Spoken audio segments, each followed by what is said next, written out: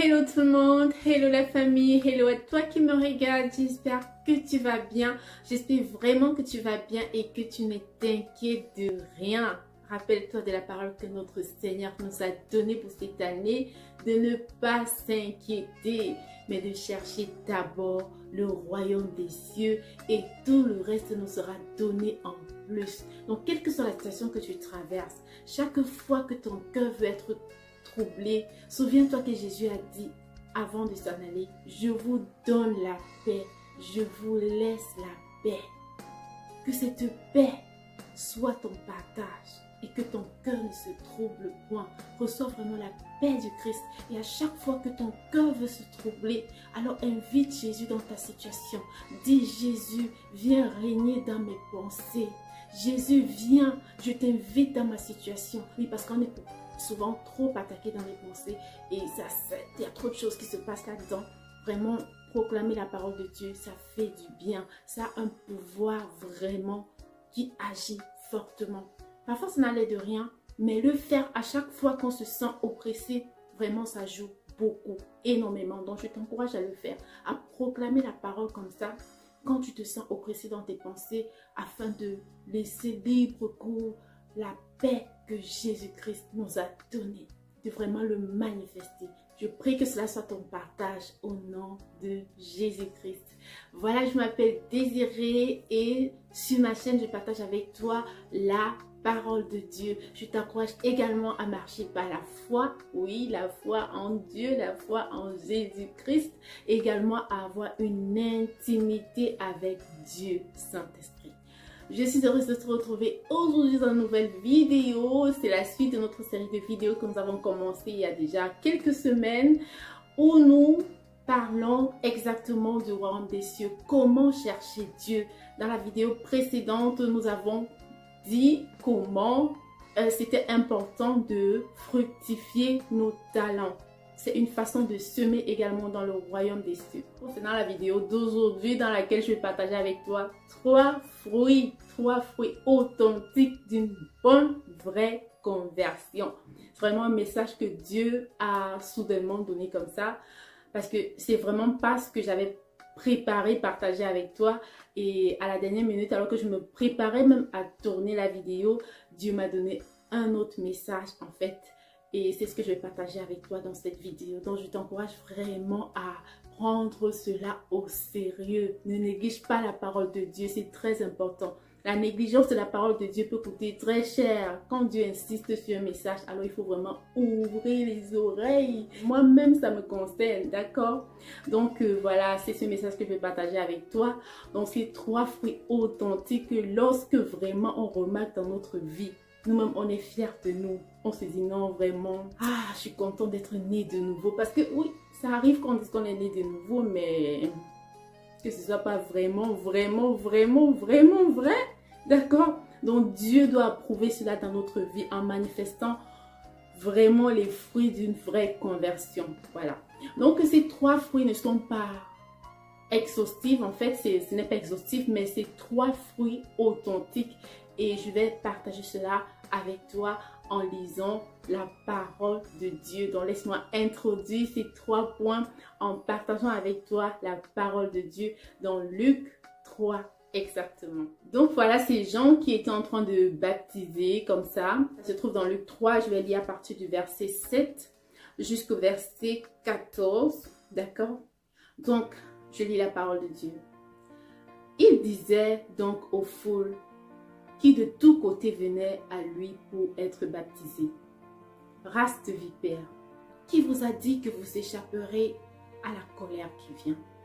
Montrez donc les fruits authentiques de la conversion. Ne croyez pas qu'il suffise de dire Abraham est notre père, car je vous le dis, Dieu est capable de faire sortir même de ces pierres des enfants d'Abraham. Déjà la hache est au pied de l'arbre. Tout arbre qui ne produit pas de bons fruits va être abattu et jeté au feu. Les foules l'interrogeaient. Que devons-nous faire? Il répondait: que celui qui a 2 vêtements en donne à celui qui n'en a pas. et que celui qui a de quoi manger fasse de même. » Arrivent alors des collecteurs de l'impôt pour être baptisés. Ils lui disent, « Maître, que devons-nous faire ?» Jean leur répond, « Ne percevez rien de plus que ce qui est dû. » Les soldats l'interrogent à leur tour. Ils lui disent, « Et nous, que devons-nous faire ?» Il leur répond, « Ne brutalisez personne et ne faites pas de chantage. Contentez-vous de votre paye. » Donc voilà, je vais m'arrêter là parce que c'est ce qui nous concerne. Et donc voilà, après avoir écouté la parole de Dieu, les 3 fruits qui en ressortent donc, c'est premièrement le partage. La parole de Dieu déclare que celui qui a 2 vêtements en donne un à un autre et qu'il en fasse pareil s'il s'agit de la nourriture. Dans le partage, quand on est de nouveau, quand on a donné notre vie à Jésus, nous devons vraiment manifester un nouveau comportement. Le partage, il y a plusieurs façons de partager. On peut partager de la nourriture, on peut partager, voilà, comme on a parlé de vêtements. Tout sous l'instruction, en fait, sur le guide du Saint-Esprit, selon comment le Saint-Esprit nous met à cœur d'œuvrer, même de avoir cette volonté-là, en fait. Ça doit naître en nous quand nous recevons le Saint-Esprit. Le partage. On peut également avoir des partages d'idées. On peut être peut-être dans un groupe comme ça peut être à l'église, ça peut être au travail, ça peut être, je sais pas, mais et qu'il y a une situation à résoudre. Et là, peut-être une idée te vient. Et tu vois tellement que l'idée est brillante que si tu as l'habitude de dire non, l'idée est trop brillante, je vais garder ça pour moi parce que non, il faut que je réussisse ça seule. Non, non. Donc, il faut que ça change. Il faut qu'il y ait ce partage-là. Que nous soyons vraiment des personnes qui apportent la lumière. Lorsqu'on donne une solution, on se dit waouh, waouh. Donc c'est ce waouh-là en fait qu'on doit faire rayonner pour pouvoir, parce que c'est Dieu qu'on fait rayonner en fait. Quand on partage ce genre d'idées qui généralement nous vient du Saint-Esprit. D'accord? Il y a plusieurs façons de partager. Si par exemple dans notre famille, nous étions voilà, reconnus comme une personne qui ne participe jamais à rien quand on parle de contribution, alors ça doit changer. On doit avoir notre participation, notre engagement. Et vraiment, c'est important de mentionner que le partage ne veut pas toujours dire ce qui est matériel. Comme j'ai dit, il y a le partage d'idées. Parfois, on n'a pas forcément les moyens financiers d'aider. Mais s'il s'agit par exemple d'une cérémonie et que nous n'avons pas des moyens de participer financièrement, on peut participer avec nos talents. Si on a la possibilité de décorer, si on a la possibilité voilà, d'offrir de notre temps en aidant dans le service et tout. Donc, on peut se rendre utile en fait d'une manière ou d'une autre. C'est également ça, contribuer au lieu de se dire non, j'ai pas d'argent ou alors je veux pas contribuer même si on a les moyens. Non, il faut que ça change. Il faut que notre famille, notre entourage, en voyant vraiment le changement, se dit waouh. Il fallait juste un miracle pour voir ce genre de changement. Et c'est ce miracle-là, justement, que Dieu voudrait opérer dans la vie de chacun de nous. Qu'il voudrait que ce soit manifeste à travers le partage. Le partage également peut se transmettre. On peut connaître un enfant peut-être dont les parents n'ont pas la possibilité de financer ses études. Et se dit, voilà, on peut prendre les frais de sa scolarité en charge. Inspiré du Saint-Esprit, c'est très important. Donc, tout ce que Dieu nous met à cœur de faire. Et si on n'a pas les moyens, on peut se dire, ok, voilà, on peut l'aider peut-être en mathématiques, peut-être en anglais, en lui donnant des cours de répétition gratuitement. C'est une façon de partager. D'accord? Donc, c'est très important, vraiment, une façon de mettre aussi notre talent, de fructifier nos talents. Donc, c'est ça, l'un des fruits d'une véritable conversion, le partage. Donc, essayons de voir dans notre vie vraiment comment manifester le partage au quotidien et vraiment rentrer dans le secret et poser la question au Saint-Esprit. Quel est ce qu'il a déposé en nous et que nous pouvons vraiment partager pour faire avancer le royaume des cieux. Donc c'est très important, le partage. Ne sommes pas des personnes égoïstes. Donc c'est également une façon à Dieu de nous ramener vraiment à briser l'esprit d'égoïsme. C'est pas bien du tout de regarder toujours à soi. C'est toujours moi. Non, non, non, il faut que ça change. Donc si on était comme ça avant Jésus, avant notre conversion, ça doit changer. On doit voir le changement au point où nous-mêmes nous soyons fiers de nous. D'accord? Donc le partage comme premier fruit d'une vraie conversion. Donc voilà, le deuxième fruit authentique d'une bonne conversion, c'est l'honnêteté. L'honnêteté, c'est très important. Être honnête, nous devons être des personnes honnêtes. Donc si hier on était reconnus comme des personnes malhonnêtes, si tu étais malhonnête d'une façon ou d'une autre, vraiment, il faut que ça change. Il faut que ça change. Donc, nous devons être des personnes que si aujourd'hui, on te rend un argent et qu'on te dit, et que la personne te dit par exemple, voilà, tiens cet argent, s'il te plaît, est-ce que tu peux, voilà, le garder pour un temps et j'en aurais besoin à telle période et tout. Ou bien la personne peut même dire que je peux le récupérer à tout moment. Du moment où ce n'est pas notre argent et que la personne précise qu'elle peut le récupérer à tout moment. Nous devons être des personnes fiables, des personnes de confiance, à qui on peut vraiment faire confiance. L'honnêteté, c'est ça, être des personnes de confiance. Si on te remet un argent aujourd'hui, on est capable de venir toquer à ta porte 2 heures après et que on remette cela. Ce qui, voilà, nous a été confié. Donc c'est très important, l'honnêteté. Et la parole de Dieu déclare, ne percevez rien de plus que ce qui est dû. Ça veut dire être justement honnête. Si on a peut-être des postes de responsabilité, par exemple, les collecteurs d'impôts, par exemple, qui se baladent parfois dans les quartiers pour récupérer de l'argent. Si on dit par exemple que la taxe c'est 2000 francs, un exemple, ça sert à rien, c'est pas bien de venir dire c'est 2500 ou 3000 ou plus, de vraiment prendre ce qui, de prendre ce qui est exact en fait.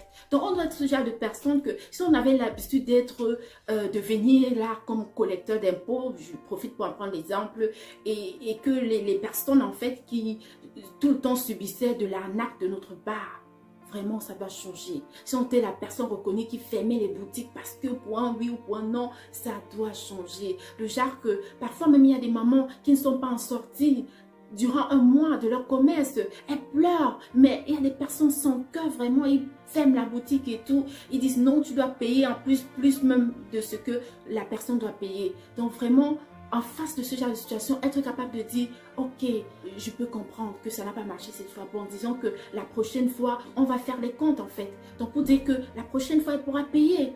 Et vraiment agir comme ça. Et qu'on sait que cette personne-là, avant, c'était quelqu'un qui fermait seulement. Non, non, la maman, elle va se poser la question. Donc, elle va se dire, mais qu'est-ce qui s'est passé dans la vie de cette personne? C'est ça que nous devons refléter. C'est ce genre de questions qu'on doit poser les gens à se poser. Mais qu'est-ce qui s'est passé? Oui, il a rencontré Jésus. Donc, c'est important. L'honnêteté dans les petites choses. Même si c'est à la maison, même si c'est au travail. L'honnêteté. Si peut-être tu es quelqu'un qui est chargé de faire des achats, pas la peine de monter des prix ou peut-être les dépenses finalement ont fait, voilà, peut-être 100 000 et puis ça, pourquoi venir dire 150 000? Non, soyons honnêtes. Honnêtes, ne prenons pas plus que ce qui nous est dû. Parce que Dieu voit tout ça. Quand on ment là en fait. Parce que quand on n'est pas honnête, on est malhonnête, on ment. Donc voilà, Dieu a dit dans sa parole, tu ne mentiras pas. Ça fait partie d'un commandement de Dieu. Dans les commandements de Dieu, là, nous ne devons pas blaguer avec. Vraiment. Donc voilà, le deuxième fruit authentique d'une bonne conversion, c'est l'honnêteté. Être des personnes de confiance, des personnes fiables. D'accord? Et donc voilà, pour en finir avec le troisième point, comme fruit authentique d'une bonne conversion, le troisième fruit, c'est la maîtrise de soi, qui est exactement un fruit de l'esprit. La maîtrise de soi, une façon de dire que nous devons rejeter la colère. Nous devons éviter de nous mettre en colère, éviter les excès. La maîtrise de soi vraiment à tous égards. Parce que c'est également une façon de demander de crucifier la chair. Parce que la chair a toujours les envies, la maîtrise de soi. Donc à tous égards où on peut se l'imaginer, savoir se maîtriser. La parole de Dieu déclare, ne brutalisez personne et ne faites pas de chantage. Contentez-vous de votre paix. Contentez-vous de votre paix. Donc être également juste. Ne pas toujours en vouloir plus. Si voilà, nous sommes peut-être des hommes dans l'armée et qu'il y a une situation qui se pose en fait, ça ne sert à rien d'abuser des usagers en fait. Non, si nous étions comme ça avant notre conversion. Donc c'est important qu'aujourd'hui, les usagers qui vont nous rencontrer, là, remarquent qu'il y a un changement en fait. Je me suis dit, mais l'homme en tenue, il a toujours été brutal, il a toujours voulu plus, il a toujours voulu prendre les 500, les 2000 et tout. Mais aujourd'hui, vraiment, il fait son travail, il est même devenu souriant, poli, gentil, il ne bagarre plus et tout. Donc vraiment, c'est ça que nous devons témoigner. C'est ce qu'on entend de nous en tant que nouveau-nés. C'est ça vraiment, être né de nouveau, qu'on voit un avant et un après, dans la maîtrise de soi à tous égards. Ne pas être violent, ne pas se mettre facilement en colère. Également, même dans les aliments, parfois la chair veut toujours plus, veut manger beaucoup, les excès de table et tout.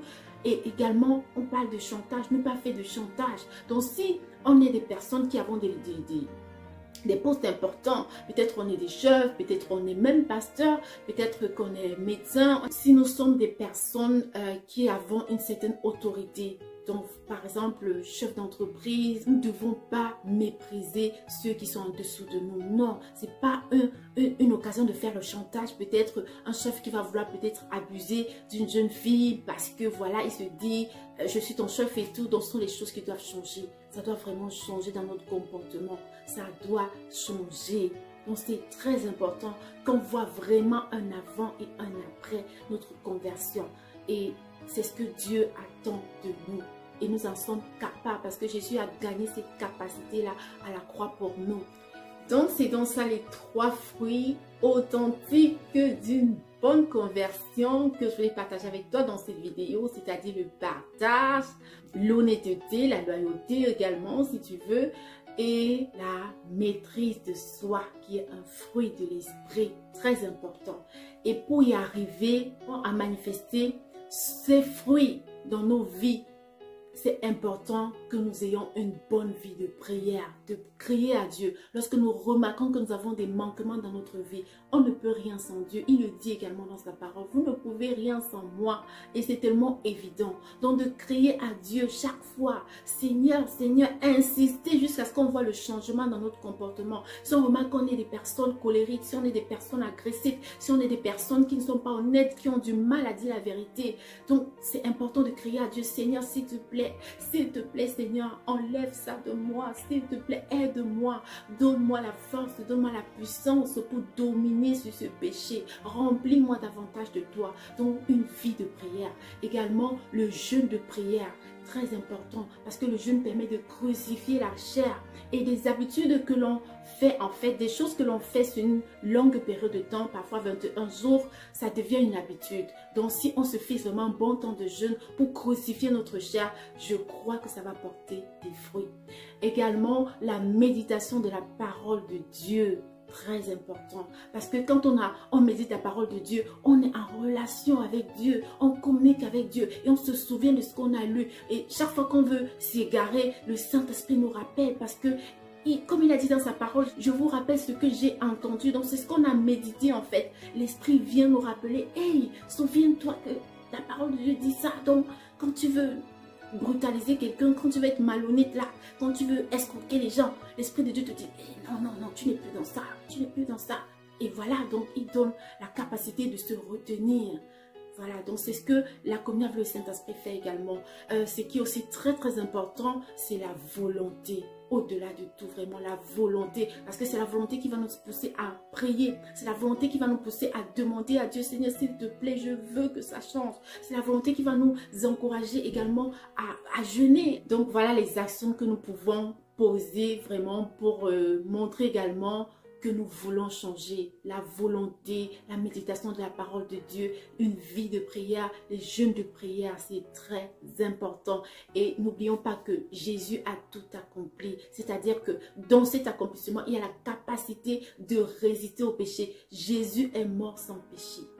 Donc, il a juste pris notre place de pécheur, mais lui-même là, il est mort saint. Et c'est cette capacité qu'il nous a donnée, c'est ce que Jésus a gagné à la croix. La capacité de résister au péché. C'est pourquoi il nous a envoyé le Saint-Esprit. Le Saint-Esprit est toujours là pour nous dire, hey, tu es en train de vouloir t'égarer, hey. Donc le Saint-Esprit, c'est le rôle qu'il joue. Donc je nous encourage vraiment à avoir plus d'intimité avec Dieu, avec le Saint-Esprit, pour pouvoir dominer sur le péché et manifester ainsi les fruits authentiques d'une vraie conversion. Donc je t'encourage vraiment à mettre en application ce partage et vraiment de contribuer de cette façon à semer dans la vie des autres. Et quand en fait notre entourage voit ce changement dans notre vie, ça attire également les âmes à Christ. Et ainsi, quand les âmes sont sauvées, nous mettons la joie dans le ciel. Le ciel est dans la joie. C'est la parole de Dieu qui le déclare. Quoi de plus beau que de mettre la joie dans le royaume des cieux. Donc vraiment, je nous encourage à être de véritables serviteurs et servantes de Dieu, de véritables enfants de Dieu. Vraiment, quand on dit qu'on est né de Dieu, il faut que cela se prouve dans notre vie au quotidien, que cela soit manifeste, qu'on puisse voir de véritables fruits de notre conversion, qu'on puisse vraiment naître de nouveau. Les choses anciennes sont passées et toute chose est devenue nouvelle pour toute personne qui est en Christ. Donc voilà, c'est ce que je voulais partager avec toi dans cette vidéo. J'espère que t'a édifié. N'hésite pas à partager la vidéo également afin de contribuer ainsi à la croissance du royaume des cieux. Sur ce, je te souhaite une très belle journée, une merveilleuse journée. Je te dis à la prochaine dans une autre vidéo. Prends soin de toi. Bye bye.